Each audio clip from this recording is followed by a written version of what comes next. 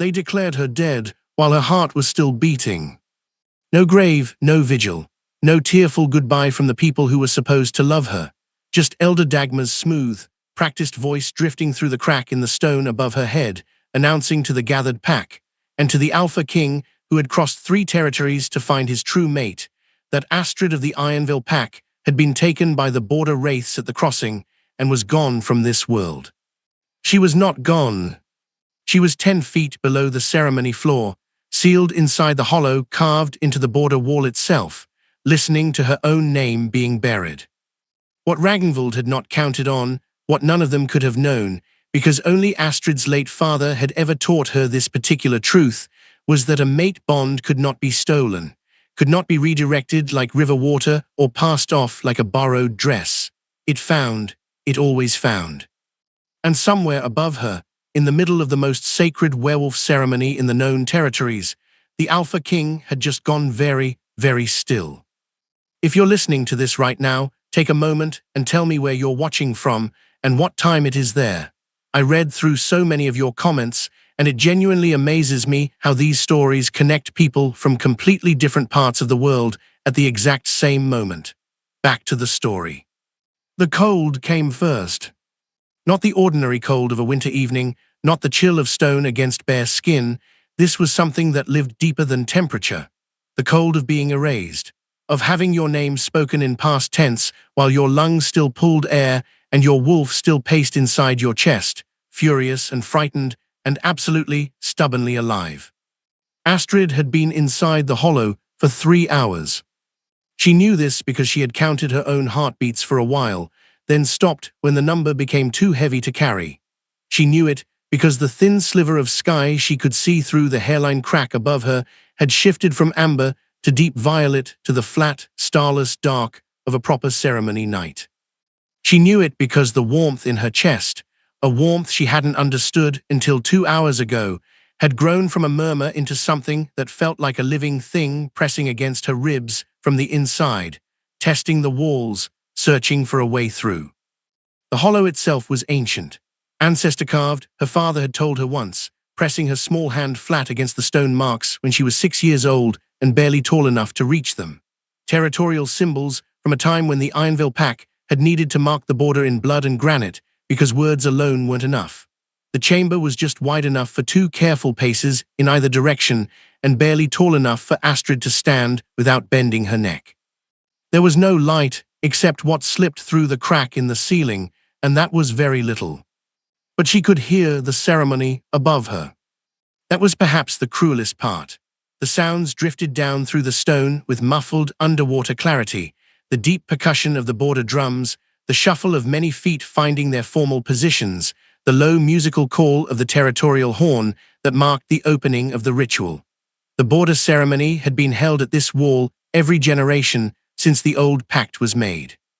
Every eligible wolf of mating age stood at the boundary while the officiating elder called the names of those the moon goddess had marked. It was sacred, it was beautiful. And Astrid was missing it from a sealed chamber underground. She pressed her back against the wall and let herself slide down until she was sitting in the dust, knees drawn to her chest, arms wrapped around herself the way she had learned to do during the years when no one else was going to hold her together. Then Elder Dagmar's voice came through the crack. She had known it was coming. Ragnvald had told her this morning, in that calm and pleasant way of his, the voice he used when he had already won and wanted you to understand it without making a scene. He had said, "The pack will need an explanation for your absence. We will give them one that doesn't cause questions." She had understood what that meant even before he said the next part. But understanding a thing and hearing it spoken aloud were 2 very different experiences. "It is with great sorrow," Dagmar said above her, his voice carrying the formal weight of a man who had performed these ceremonies for 40 years, "that I must share a loss with you tonight. Astrid of Ironville, daughter of our beloved Beta Aldrich, has been taken at the border crossing. The wraiths came without warning. She is gone from this world, and we carry her memory forward in the old way, with silence and with honor." The silence above was total, the kind that happened when a crowd of people stopped breathing all at once. Astrid sat in the dark and waited to feel something, Rage, perhaps, or grief, the desperate, screaming need to pound on the stone until someone heard her. What she felt instead was a strange, hollow calm. The calm of someone who has been bracing for impact for so long that when it finally arrives, there is almost a relief in it. She had cried herself raw in the first hour, screamed until her voice gave out in the second. By the third, there was nothing left but the cold and the dust and the quiet and the golden warmth in her chest that had nothing to do with Ragnvald or Sigrid or Freydis or any of them. That warmth was the only thing that mattered now. It had arrived the way the dawn did, gradually and then all at once. 2 hours ago, she had been sitting in complete stillness when something shifted inside her sternum, a warmth with no source. Her wolf had lifted her head for the first time in hours, ears forward, every sense angled upward and slightly north, not toward the sound of the ceremony, toward something beneath the sound, something approaching. Astrid had taken a long time to understand what she was feeling. She had never experienced the mate bond before. Almost no wolf did, until the moment of meeting, when it clicked into place like a key finding its lock. But her father had described it to her once, carefully and specifically, in the way Aldrich always described things he thought she might need later. He had said it felt like a thread of warmth in the center of your chest that you hadn't known was missing until it was suddenly, undeniably, there. She pressed her palm flat against the stone wall and felt the warmth pulse steadily against her hand, like a second heartbeat that wasn't hers. Her mate was close. He had crossed into the territory. Above her, the ceremony continued. The drums resumed. Feet moved across the ceremony stones. And somewhere in the sounds filtering down through the crack, Astrid heard the particular quality of a crowd reacting to an arrival, the kind of arrival that made even proud wolves straighten their spines without meaning to. She had no way to see who had come. She only had the warmth in her chest, growing stronger with every breath. She hadn't always been the girl in the hollow. There had been a time, not long ago, though it felt like someone else's life, when Astrid Ironville had walked this border territory with her chin up and her shoulders back, the way her father had taught her, when the pack had known her name not as an absence or a problem to be managed, but as a presence, when she had believed, with the full and uncomplicated faith of someone who had never been given reason to doubt, that she belonged here. Her father had been Beta Aldrich. Not an alpha, never an alpha, but the kind of man who didn't need the title to carry weight. He was respected in the specific way that people who do things correctly and quietly for decades eventually earn, not with fanfare but with trust. The older pack members brought their problems to him. The younger wolves watched him work. And Astrid, his only child, had followed at his heels from the time she could walk and absorbed everything he was willing to teach. He had taught her a great deal. Pack law, bond languages, the formal ones, and 3 of the old territorial dialects that most wolves considered too dry to bother with. The border histories, how to read the old stone markers for signs of crossing, how to sit with someone grieving without filling the silence with words they didn't need, how to tell the difference between a threat that was real and a threat that was simply being performed. That last lesson had turned out to be the most useful of all. She just hadn't known it at the time. She had been 16 when he died. A border ambush on the eastern crossing, the most dangerous stretch of Ironville territory, and everyone knew it. And Aldrich had gone anyway because someone always had to, and he was the one the pack trusted with the difficult things. A young pack messenger had arrived at the house before dawn, still carrying the dust of a long run, and the expression on his face had told her everything before he opened his mouth. She hadn't cried in front of him. She had held herself together through the conversation and the arrangements and the first terrible hours of the day, and she had not cried until she was alone that evening, sitting by the border stone where she and Aldrich had spent solstice evenings together, pressing her forehead against the cold rock and letting the grief move through her like weather. She had given herself until morning. Then she had stood up, straightened her spine, and walked back to figure out what came next. What came next was Ragnvald. He arrived at the burial with his family. His wife Sigrid, composed and carefully kind in the practiced way of people who have performed kindness so long it no longer requires feeling anything. And his daughter Freydis, 17 and golden-haired, and already possessed of the kind of beauty that made rooms rearrange themselves around her. Ragnvald delivered a speech at the burial that would have made Aldrich deeply uncomfortable, too many words, too much performance, but that the gathered pack received with grateful tears. He put his hand on Astrid's shoulder afterward and said, quietly, "You don't have to carry this alone." She had believed him. She had been so terribly wrong. It happened slowly, the way the worst things always did, not a sudden theft but a patient erosion. Ragnvald stepped into the role of pack leader temporary, he insisted, until Astrid came of age and could formally claim her father's position. He made decisions, reasonable ones at first, reorganizing the border patrol schedule, renegotiating the grain agreements with the southern territories, settling a boundary dispute in the west that had been dragging on for 2 seasons. The pack was grateful. They were tired and needed stability, and Ragnvald gave them that. And somewhere in those first months, very quietly, he stopped consulting Astrid. She noticed, she said something. He listened with great patience, nodded at everything she said, and then continued exactly as he had planned. When she cited pack law, he cited her youth. When she cited her father's precedent, he expressed gentle concern about whether grief was affecting her judgment. When she went around him to the older council members, she found that they had already been spoken to, not warned off exactly, but managed, the way Ragnvald managed everything, through small, reasonable conversations that left people feeling heard and changed nothing at all. Sigrid was subtler and therefore more effective. She never raised her voice. She never said anything directly unkind.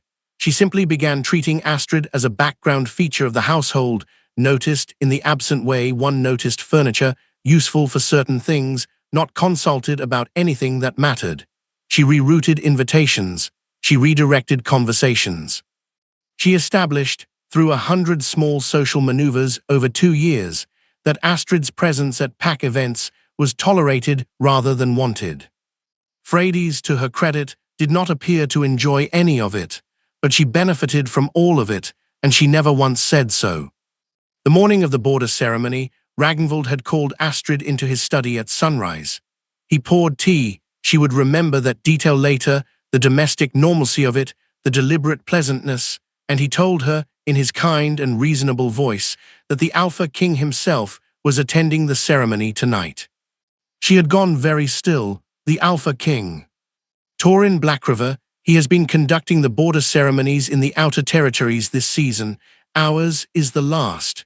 Ragnvald turned his cup in his hands, unhurried. The bond will be felt tonight. Freydis will be at the boundary. That isn't how the bond works, Astrid said carefully. It chooses, you can't direct it.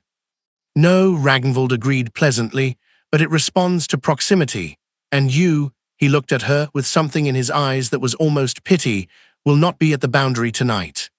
She had argued, she had cited law, she had asked him, and this was the part that still sent heat through her face in the dark. She had actually asked him to reconsider, as if he were a reasonable man who simply hadn't thought this through. He had listened to all of it with his hands folded and his expression calm. Then he said, "The ceremony begins at dusk. I suggest you make peace with what is." When she stood to leave, Ulfric was at the door. She had fought, that mattered to her. She had not gone quietly. She had kicked and called out every name she knew until her voice broke. But Ulfric was large, and the hollow was old, and by the time the stone rolled into place, there had been nothing left to do but sit in the dark and wait for everything she was supposed to have to be handed to someone else. She pressed her spine against the ancestor marks and breathed. And then, 2 hours into the dark, the warmth had come. That was when she remembered the last thing her father had ever taught her, not pack law, not history, something older than both. She and Aldrich had been sitting by the border stone on a solstice evening when she was 12 years old, and he had pressed her palm flat against the carved marks in the granite and said, in the patient, specific way he always said the things he thought she might need one day, that the mate bond was older than every law ever written, that it was not a feeling but a language, and that if she was ever silenced, she could speak through it. Push your need through the thread, he had told her, your fear, your hope, your exact location if you know it. Push everything you have through the connection, and it will find its other end. Distance matters less than you think. Stone matters less than you think. He had looked at her with his steady grey eyes. The bond always finds its other end, always. She had thought it a beautiful story at 12. She was not 12 anymore. The ceremony above followed its rhythm. Astrid had attended the border ceremony every year since she was old enough to stand still through its full length, and she knew its structure the way she knew her own name. Opening horn, elder's declaration, territorial roll call, formal presentation of those eligible for the bond, and then the silence in which the moon goddess did or did not answer. She knew every beat of it. Lying in the dust of the hollow with her ear pressed to the stone floor, she followed it by sound alone. The horn, the shuffle of formal positioning, Dagmar's real opening words this time, the ancient ceremony declaration, not the one about her death, but the words of welcome and boundary setting that began every border ceremony across every territory in the known world. She knew them well enough to mouth them in the dark, her lips forming the syllables without sound. Then Ragnvald's performance voice. She recognized it immediately, smooth and warm, and precisely calibrated for an audience he wanted to impress. On behalf of the Ironville Pack, he said above her, we welcome the Alpha King and offer the bondrite in accordance with the old pact. We present, as is tradition, those of our house who have reached the age of bond eligibility. Astrid's jaw tightened. She heard Freydis's footsteps. She knew those footsteps, the measured, deliberate pace of someone who had been trained to carry herself like a presentation since childhood, the whisper of formal silk across stone, the collective breath of the assembled pack as Freydis took her place at the boundary. And then silence. A silence that went on too long. In a normal border ceremony, the silence after presentation was brief, a breath or two while the bond confirmed or did not confirm. This silence was different. This silence had weight and edges and a specific quality that made the assembled wolves stop moving. Her wolf went utterly still inside her chest. The mate bond in her sternum pulled sharp and hard toward the north wall, toward a presence above and ahead of her that had gone from approaching to arrived. She could feel the warmth of it pressing against her from the other side of stone and ceremony and 2 years of careful planning, and it was insisting in a way nothing had ever insisted before. Then she heard his voice for the first time. It reached her through 2 feet of solid stone, muffled and altered by distance and rock, and it was still the most certain sound she had ever heard in her life. Not loud, not theatrical, the kind of voice that never needed to fill a room because rooms arranged themselves to hear it. He said 4 words. This is not her. Astrid stopped breathing. Above her. The ceremony fractured, not into chaos, into the sharp, layered quality of a formal event that had just become something else entirely. Multiple conversations starting at once, feet shifting, someone dropping something small and metallic that rang against the ceremony stones. Freydis's voice, higher than usual, reaching for composure and finding the edges of it. Your Majesty, I am Freydis, daughter of acting Alpha Ragnvald. I was presented in accordance with. I heard the presentation, his voice again, still level, still absolutely certain. It doesn't change what I know. You are not the woman the moon goddess chose for me. Perhaps the bond simply requires, that was Sigrid, the smooth, practiced tone of a woman who had redirected 1,000 conversations and fully intended to redirect this one. The journey was long, Your Majesty, and the bond sometimes needs proximity over time before. Do not, he said, and even through stone Astrid felt the authority in those 2 words like a change in pressure. Explain my wolf to me. The silence that followed was the kind that came before storms. My mate is in this territory. His voice dropped half a register, and it was somehow louder for it. She is close. I can feel her heartbeat, and the fact that not one of you looks surprised by this tells me that someone in this pack knows exactly where she is. Astrid's hand flew to her mouth. He knew she didn't understand how they had never met, had never been within a territory of each other. The bond shouldn't have been strong enough at this distance to carry location, but he knew.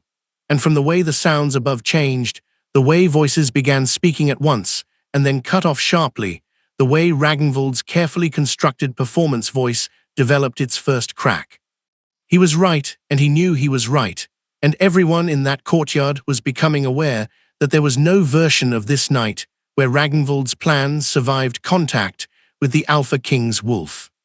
"You have until I count to 5, Torin said, to tell me where she is." Dead silence. 1. Astrid pressed both palms flat against the floor above her head and pushed herself to standing. Her legs had gone half numb from sitting in the cold, but she made herself stand, because whatever happened next, she was not going to be found sitting in the dust. 2. The sound of boots on stone above, his boots, deliberate and unhurried, moving away from the ceremony center, toward the north wall, toward her. 3. "Your Majesty," Sigrid's voice, the smoothness was cracking now just slightly, just enough. "There is truly no one else. Our ward Astrid, she was lost at the border crossing just this afternoon. We are all of us still in shock." 4. The word fell like a stone into still water. And in the silence stretched between 4 and 5, a voice, older, rougher, unsteady with something that lived between guilt and relief, said, "The hollow, north wall. There is a sealed hollow in the north wall." Astrid recognized the voice immediately. Bjarne, old Bjarne, who had served alongside her father for 20 years and who had looked at her across the ceremony preparations that afternoon with eyes that couldn't quite hold hers. Who had known, she understood now, and had carried it, and had finally, at 4.5, set it down. She hoped when this was over that she remembered to thank him. The sounds above changed immediately. Not chaos, purposeful movement, the kind that happened when a very large and very focused person had been given a direction and intended to cover it without stopping. She heard the crowd part. She heard Ragnvald say something sharp and tight that she couldn't make out. She heard the Alpha King's guard, 4 of them at least, by the footfall pattern, taking positions around the courtyard. And she heard Torin's boots heading directly, and without hesitation, toward the north wall. Astrid knew the hollow's geography. She had spent 3 hours memorizing every inch of it the way she'd learned to memorize anything she might need to survive, methodically, completely, without sentiment. The entrance from outside was a narrow gap behind the decorative stone column at the base of the ceremony wall. Ulfric had known exactly where to find it, which meant Ragnvald had been planning this for much longer than she'd realized. The column was sealed back into position. It would take significant strength to move. She had the feeling that strength was not going to be an issue. But from the ceremony side, the hollow's entrance wasn't marked. The column looked like every other column on the wall. Without exact directions, Torin could lose precious minutes searching. She tried to call out. She pressed her face toward the crack in the ceiling and pushed every bit of air her raw throat could produce through that sliver of stone and distance. The ceremony drums started up again. Someone trying to restore order had set the drums going, and her voice vanished completely. She stopped, breathed, thought. Her father's voice came to her the way it always did when she was frightened, and trying to think clearly, patient, specific, with the quality of someone who had saved the most important thing for exactly the right moment. She reached inward for the first time in her life with real intention. The thread was there.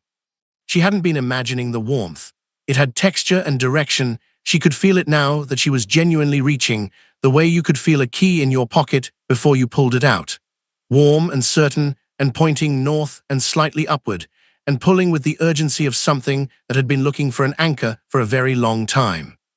She wrapped both hands around it in her mind, the way you'd wrap your hands around a rope in fast water when letting go isn't a choice, and she pushed.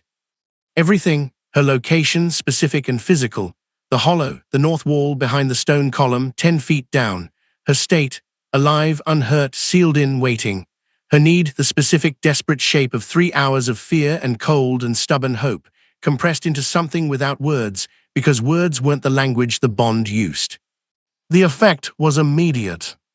Above her, in the middle of the moving crowd, the Alpha King stopped.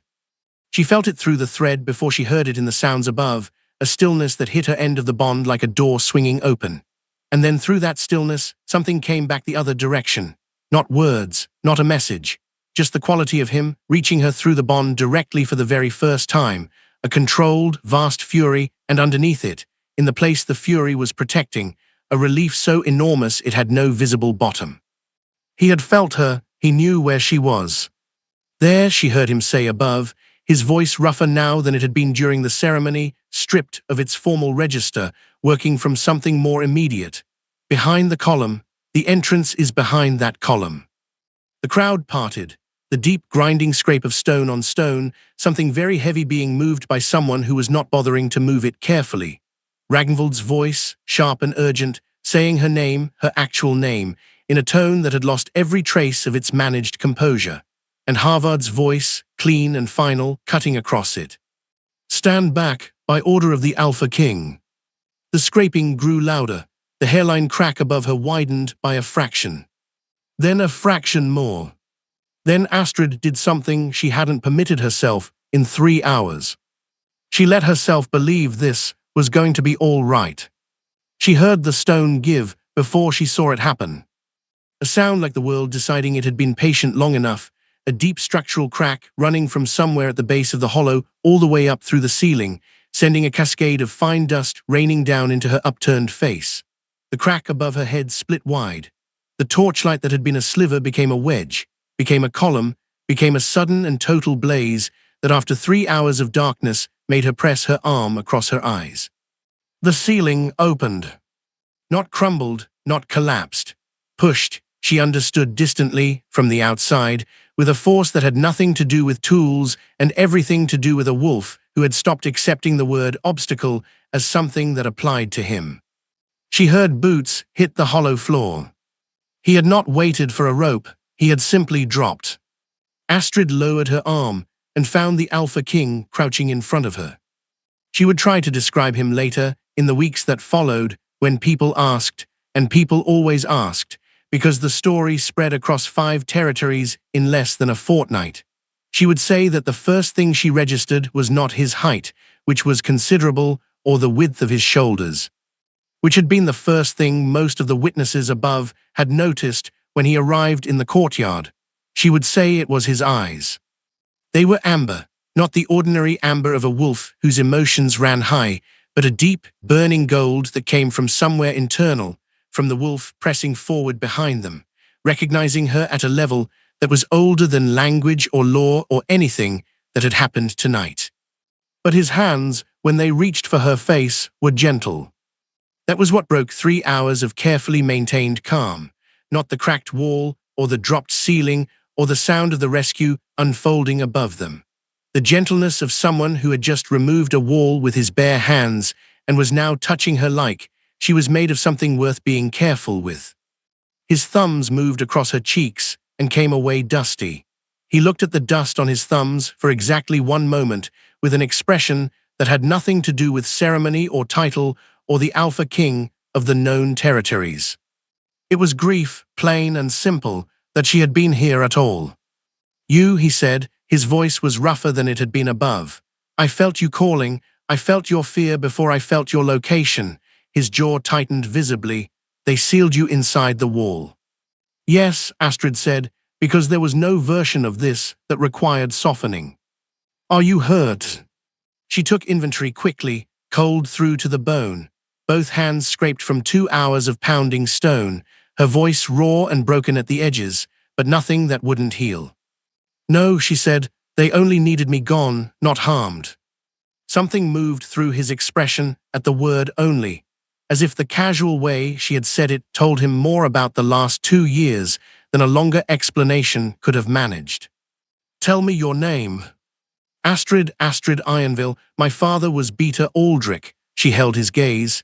He died 2 years ago. I have been in Ragnvald's household since then. Not anymore, 2 words, said quietly, said with the specific certainty of a man whose word became fact simply by being spoken. He sat back slightly, watching her, and she watched him absorb the situation, the hollow, the dust, the 3 hours, the careful and public lie that had been declared over her name, and she watched his composure hold over something that was working very hard against it. Torin, he said, offering his name with the particular care of someone giving something they considered important. Torin Blackriver, a pause. You called to me through the bond. Most wolves don't know that's possible. My father taught me.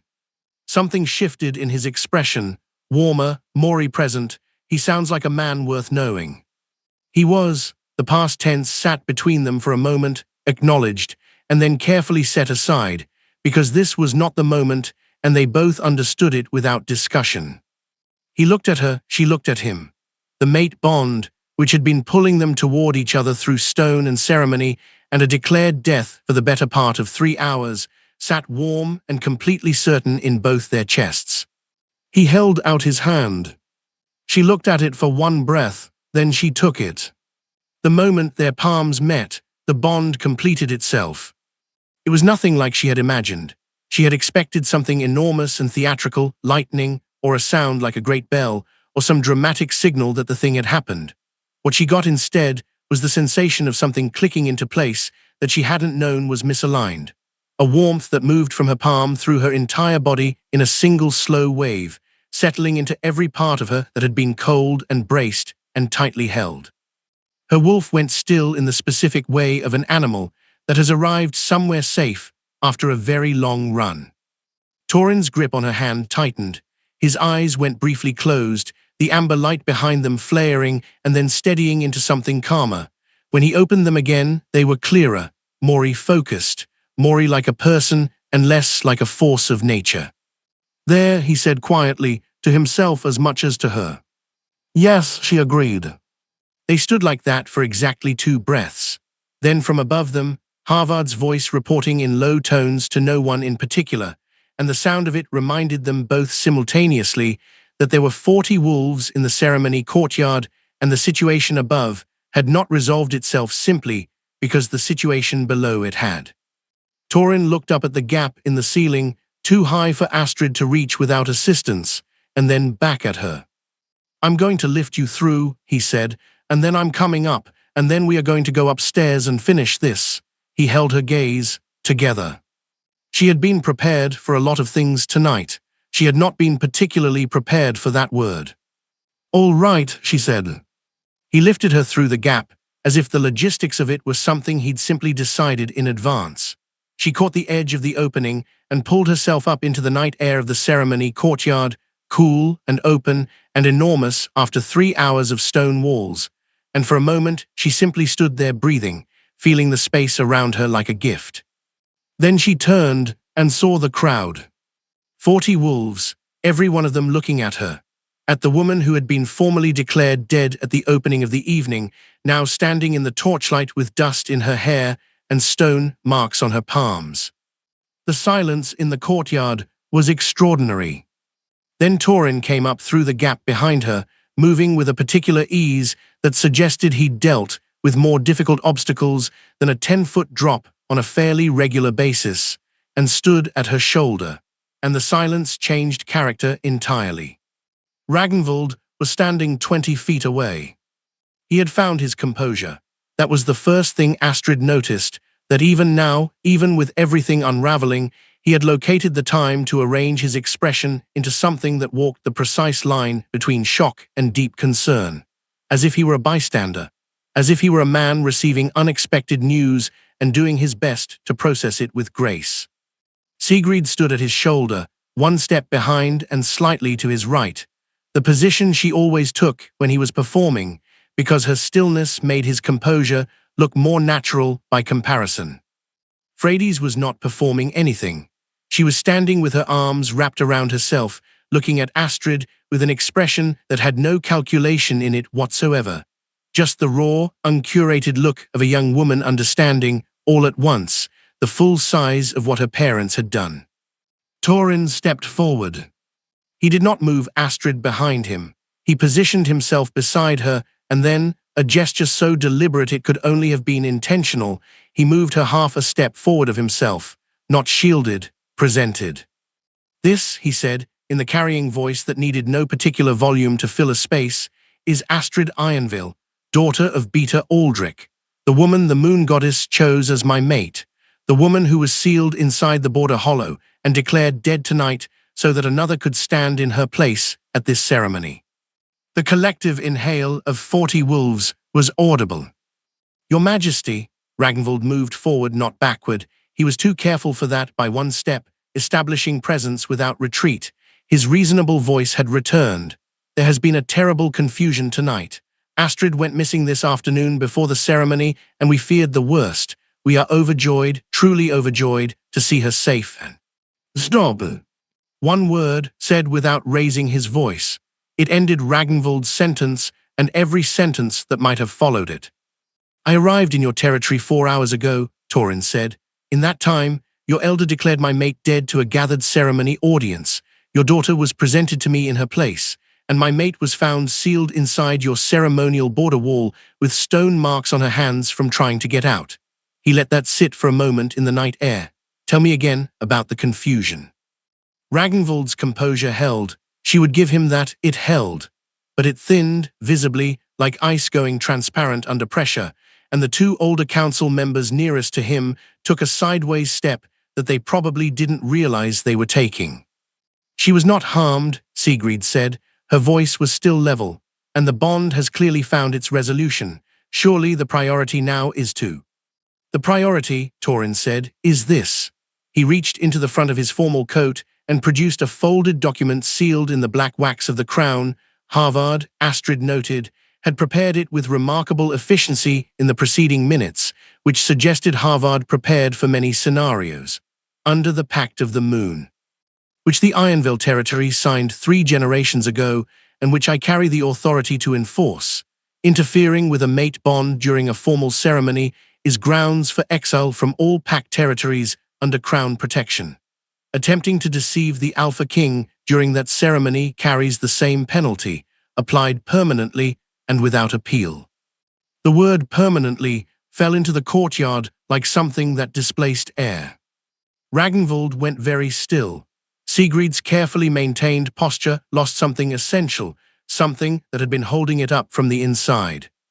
You cannot do this, Ragnvald said, and for the first time all evening, the voice behind the words was his actual voice, not the performance, not the reasonable tone, something smaller and tighter and considerably less impressive. This is my pack. This is my territory. I built something here after Aldrich. After Aldrich, Torin said quietly, died. Yes, I know what you built. He looked at Astrid for exactly one beat, and what passed across his expression in that beat would stay with her for a long time. Then he looked back. Captain Harvard. Harvard stepped forward with the unhurried movement of a man who had been awaiting this particular instruction. Escort Ragnvald and Sigrid to the border, Torin said. They have until sunrise to collect whatever they can carry. After that, the Ironville territory and all its holdings revert to their rightful heir. He looked at Astrid when he said the last part. By blood and lineage, Aldrich's daughter. Astrid had not been expecting that.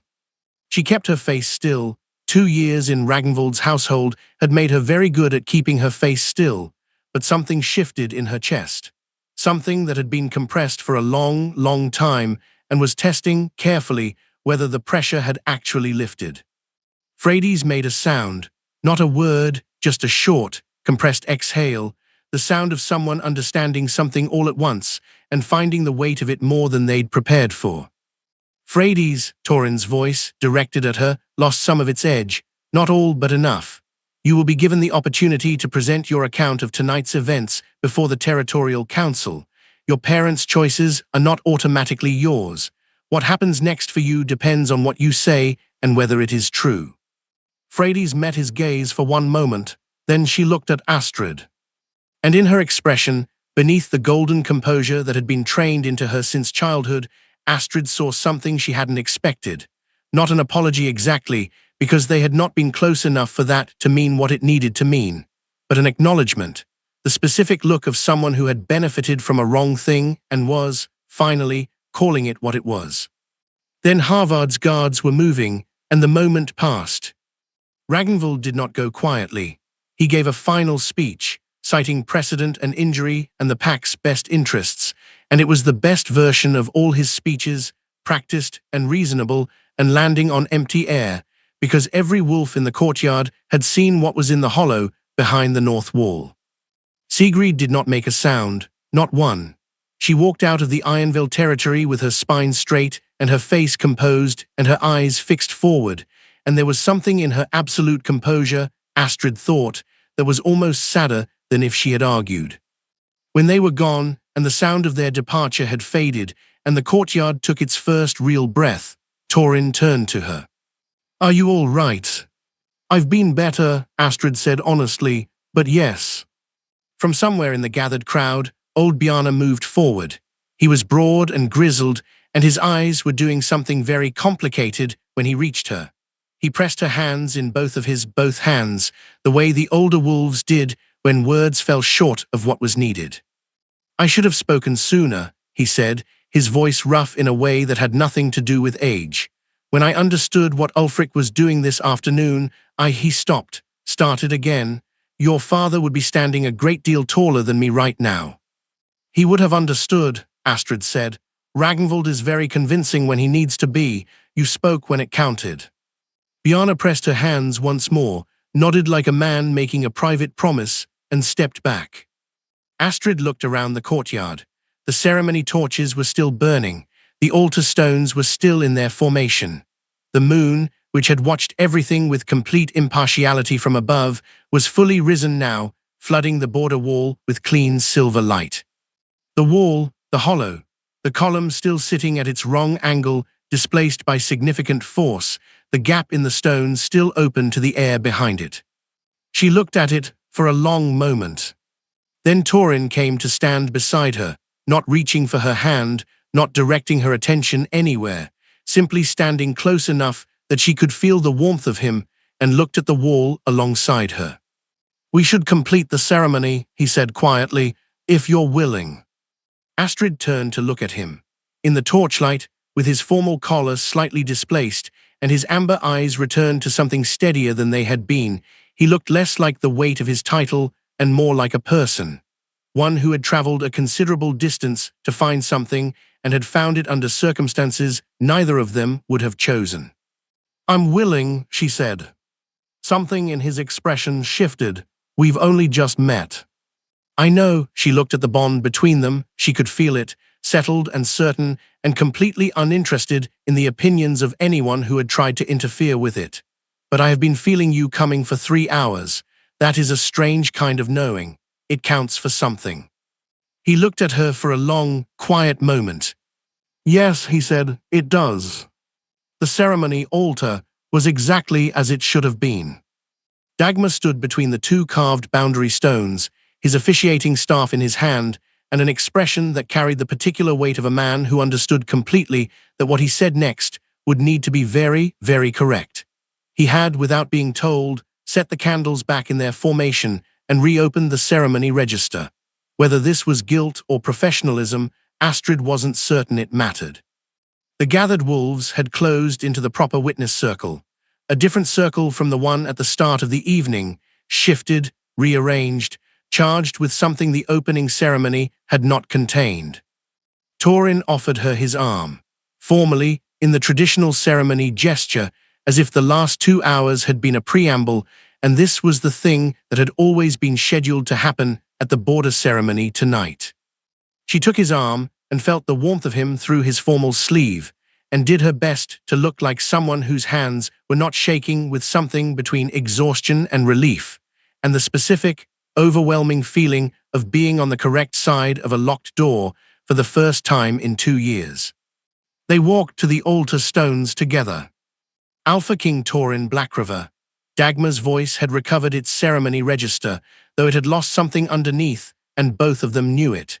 "Do you present yourself freely at this boundary, before the moon goddess and these witnesses, to claim and be claimed by the mate the goddess has chosen for you?" "I do," steady, his eyes on her. Astrid Ironvale, daughter of the Ironvale line.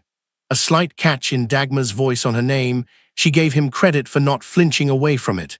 "Do you present yourself freely at this boundary, before the moon goddess and these witnesses, to claim and be claimed by the mate the goddess has chosen for you?" Astrid thought about everything this answer was going to change. Not just tonight, every morning after tonight, the pack, the territory her father had served, what she was allowed to be, and who would decide that from now on. She thought of Aldrich's voice by the border stone. She thought of the hollow. She thought of the warmth in her chest that had pulled her through 3 hours of dark and found its other end exactly as her father had promised it would. "I do," she said, and her voice came out clear and strong and surprised her. "Then by the authority of the old pact," Dagmar raised his staff, "and in the sight of the moon goddess who made this bond before any wall was built, I declare it recognized and sealed. What the goddess has joined, no power of wolf or stone shall put apart." The mate bond settled. That was the only word for what happened, not a dramatic surge or a flash of something visible. It simply settled, the way something that has been suspended for a long time finally finds its ground and stays there. A warmth that moved through Astrid from the center outward in a single wave, reaching into every part of her that had been cold and braced, and tightly held against the possibility of disappointment. Her wolf made a sound she had never heard before, not the internal growl of alarm or the bristling of distress, something low and open, like a long exhale after a very long run. Torin reached up and touched her face with 2 fingers, tilting her chin up, carefully, in the way of someone taking something seriously. "May I?" he asked. No one had asked her that for anything in a very long time. "Yes," she said. He kissed her once, gently, briefly, in the way of someone who intended this to be the beginning of a long series of careful decisions. When he pulled back, his eyes had gone to their deepest amber, and his expression had the quality of something that had been carried a very long distance and was finally being set down.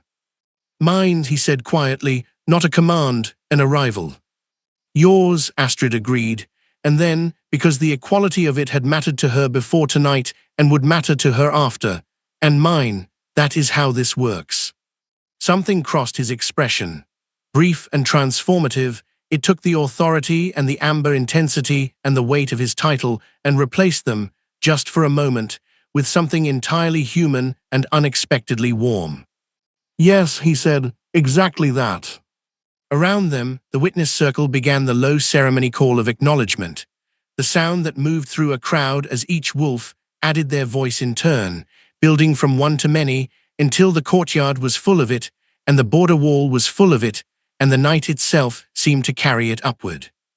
And Astrid, who had spent 2 years making herself invisible in the pack her father had served, stood in the torchlight with dust in her hair and stone marks on her hands, and the Alpha King's fingers laced through hers, and she let herself be seen. It was not as difficult as she had expected. The carriages were waiting at the edge of the ceremony grounds. Royal carriages, black wood with silver fittings, the Black River crest worked into the door panels, and Harvard had organized the route and timing and every other practical detail with the quiet efficiency of someone who considered anticipating outcomes to be simply part of the work. Astrid stood at the edge of the grounds while Torin spoke with his captain in low tones, and she tried to take stock of what had happened. Ragnvald and Sigrid were gone. The territory was hers. Dagmar was waiting somewhere in the courtyard for a conversation he was not looking forward to. Bjarne had disappeared in the direction of the pack meeting house, probably to begin the series of honest conversations that always followed the end of a dishonest administration. And she was leaving, tonight, in those carriages, toward a palace she had never seen, with a man she had known for approximately 1 hour and 40 minutes. It was possible, she thought, that this evening had contained too many events. "You've gone very quiet." Torin had finished with Harvard and come to stand beside her in his unhurried way. She was already learning the rhythm of him, the deliberate calm that wasn't distance, but attention. He was always paying attention. "I'm thinking," she said. "About everything." She looked at the territory spread out in the dark around them, the border wall, the ceremony stones, the ordinary pack buildings that had been the edges of her world for 2 years. "I spent 2 years being told I was a burden, that I didn't fit, that my presence made things difficult." She paused. "Tonight I found out that the most powerful wolf in the known territories had been looking for me, that the bond was pointing at me the entire time." She looked at him. "That is a significant amount of information to hold at once." He looked at her steadily. "Do you need time?" "No," she said it before fully processing it, then realized it was true. "I think what I need is to stop standing on the ground where I spent 3 hours sealed in a wall." Something crossed his expression, not quite a smile, but close to one, and clearly something he didn't do often because it looked slightly unpracticed. Then let's go. He offered his arm, and she took it, and they walked toward the carriages. Inside, with the horses moving and the ceremony grounds falling away behind them, Astrid let herself sit back against the padded seat and breathe all the way out for the first time in hours. The carriage swayed gently. Through the window, the last thing she could make out of Ironville territory was the border wall, solid and old, and cracked now, one column sitting at its wrong angle, the hollow open to the night air. She watched it until it disappeared. "Tell me what you want to know," Torin said.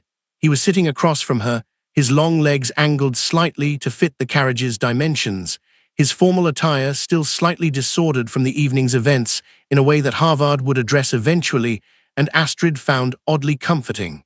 He looked like someone who had been in a real situation, not a ceremony. "What does the day look like?" she asked. Practically, not the title, the actual day. He seemed to appreciate that she'd asked the practical version. Council in the mornings when the territorial business requires it, which is most mornings. Formal events approximately twice a month, regional ceremonies, interpack agreements, that kind of thing. The rest of the time is genuinely yours to build what you choose to build with it. He held her gaze. Your decisions carry weight, not in a ceremonial sense, in a real one. The pacts that answer to me will answer to you. That will take some adjustment, she said it honestly. I have spent 2 years being someone whose opinions were not requested. I know, he said, which is why I'm telling you now before we arrive, so it doesn't catch you off guard when it happens. A pause. I also want you to know that no means no. If something is asked of you that you are not willing to do, that is a complete sentence. She looked at him across the small space of the carriage. You're saying that to someone who just spent 3 hours in a sealed wall because she refused to cooperate with a plan she found unjust. I know what I'm saying it to, he said. I'm saying it anyway. The carriage rolled on through the dark. The night landscape moved past the window, the outer edges of Ironville territory giving way to the open road between territories, wide and pale in the moonlight. Tell me something about yourself, she said, not about being the Alpha King. A surprised pause. The kind that suggested this was not a question he encountered frequently. I know all 47 border songs in the old territories, he said, after a moment's genuine consideration. The long ones, the ones that take 3 hours to sing from start to finish. My grandmother taught me before she died, and I have never in 15 years of territorial governance had a single occasion to mention this. Astrid stared at him. My father knew the border songs. He used to sing the shorter ones when we walked the territory line. Which ones? She told him, and he told her the versions he knew. There were regional variations she hadn't been aware of, slight differences in the third verse of the River Calling song that turned out to have an interesting territorial history behind them.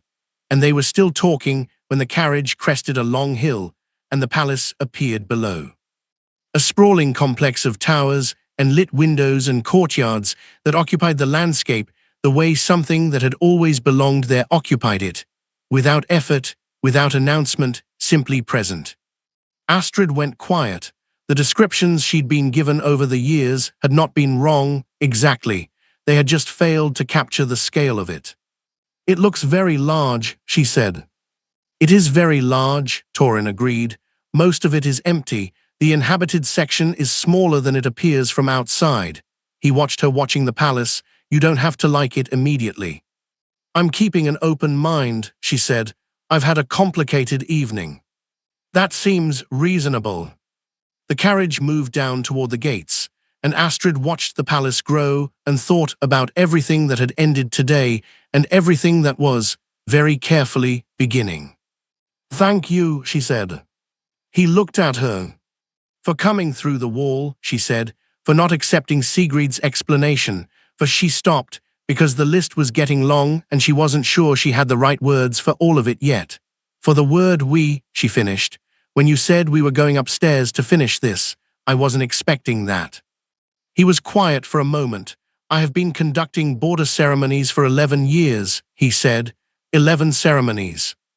11 times, standing at the boundary wondering if the moon goddess had simply, he paused. I had begun to think perhaps the bond was something that happened to other people. And when it happened to you, someone had put me in a wall. Yes, a long, quiet beat. When it happened to me, someone had put you in a wall. He looked at her with those amber eyes that had gone quiet and steady in the carriage light. I want you to understand something. Every wall between us tonight was removed. Every single one. Whatever comes next, the adjustment, the learning, the things that will inevitably be harder than expected, none of it will involve walls, not if I have any say in it. Astrid held his gaze. The mate bond sat warm and settled and perfectly certain in her chest. All right, she said. The carriage passed through the palace gates. 3 months later, the Ironville border gardens were blooming. They had been Aldrich's project, a narrow strip of cultivated space along the inside of the territorial wall, planted with things that came back every year without being asked. Wild roses, frost-hardy lavender, a row of silver-leaf trees that Astrid still didn't know the name of but whose smell she associated completely and permanently with her father. The gardens had been neglected under Ragnvald's administration. 2 months ago, Astrid had sent a clear and specific instruction from the palace regarding their restoration. She was standing in them now, running her palm along the new growth on the lavender, when she heard Torin's boots on the garden path behind her. She knew his footsteps by now. She probably would have known them regardless. The mate bond kept a sort of general awareness of him, the way you were always aware of a fire in a room, the warmth of him registering before conscious thought could catch up. Council ran late, she asked without turning. Territorial dispute. 2 lesser alphas in the eastern corridor who have been arguing about a river boundary since before either of us was born. He came to stand beside her, still in his council clothes, his formal jacket removed at some point in the last hour and his sleeves rolled to the elbow. It is resolved. Temporarily, probably. The river shifted course 2 seasons ago, Astrid said. The dispute will recur unless someone redraws the boundary reference to the new channel position. He looked at her. How do you know that? Bjarne's report from last month. He mentioned the river in passing. I looked it up in the territorial history after. She checked the lavender stem in her hand. If you want, I can draft a resolution framework using the old boundary shifting protocols. There's a precedent from the 3rd generation of the Pact that covers exactly this kind of geographical change. There was a pause. My council spent 4 hours on this today, Torin said slowly. I know, I heard them in the corridor. She finally turned to look at him. I did not think it was my place to interrupt. Astrid, his voice had the quality it got when he was being very deliberate. You are the Lunar Queen. It is absolutely your place to interrupt. She held his gaze. 3 months ago, she wouldn't have been able to do that without bracing herself for what would follow. I'm learning, she said simply. He reached out and tucked a strand of hair away from her face, a gesture that had become familiar over 3 months, the specific gentleness of it unchanged from the first time he'd touched her face in the hollow, and looked at her with that amber gaze that she had learned meant he was about to say something he had been thinking about for longer than the moment suggested. Do you remember, he said, what you told me in the carriage that first night, about building something your father would recognize? Yes. The sanctuary program you established for orphaned wolves in the outer territories. He looked at her steadily. The 3 pack members who have come forward in the last month to report similar situations to Astrid's, to your situation, and been protected under the new provisions you wrote. The Ironville Pack Council, which now has 2 women on it for the first time in 40 years, because you asked a simple question about why it didn't. He paused. Bjarne sent a letter last week. He said the pack feels like itself again. He said Aldrich would know the place. Something moved through her chest that was neither the bond nor grief, but both at once. The specific feeling of a thing you have worked toward arriving, quietly, without announcing itself. That's not me alone, she said. Most of that is the backing of Crown authority, without. The backing of Crown authority is available to many people, Torin said. They do not all use it for the same things. He looked at her with those steady amber eyes. You chose what to build with it. That is you. She looked at him in the evening light of the border garden.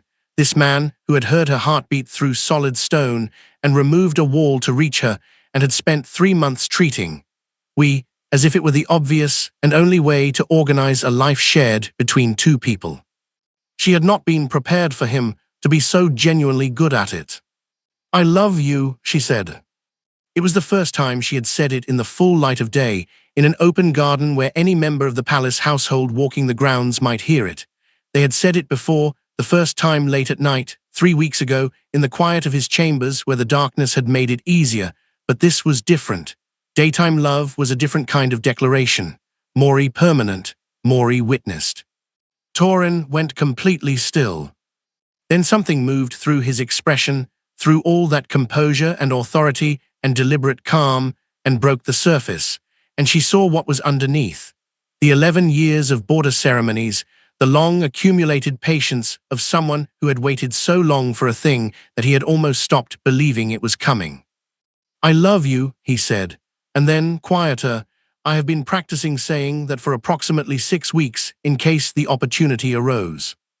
Astrid looked at him. "You've been practicing." "I wanted to say it correctly." She looked at him for a long moment.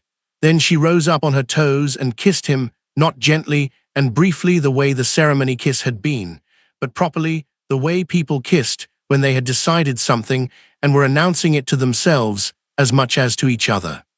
When she pulled back, his hands were at her waist and his eyes were the warmest amber she had ever seen in them. "You said it correctly," she told him. He laughed. It was her favorite version of him, the one almost no one else got to see, where all the authority fell away and he was simply a person who was happy. "Did I?" "Exactly correctly." She stayed where she was, in the circle of his arms, in the garden her father had planted before she was born. "I had no corrections." He pressed his forehead against hers in the way that had become theirs over 3 months. A specific, quiet kind of closeness that had nothing to do with ceremony and everything to do with the particular piece of two people who had found each other and were still, every day, finding out what that meant. "What would you like to do tonight?" he asked. "Something ordinary," she said. "I have had enough extraordinary events to last me the better part of a year."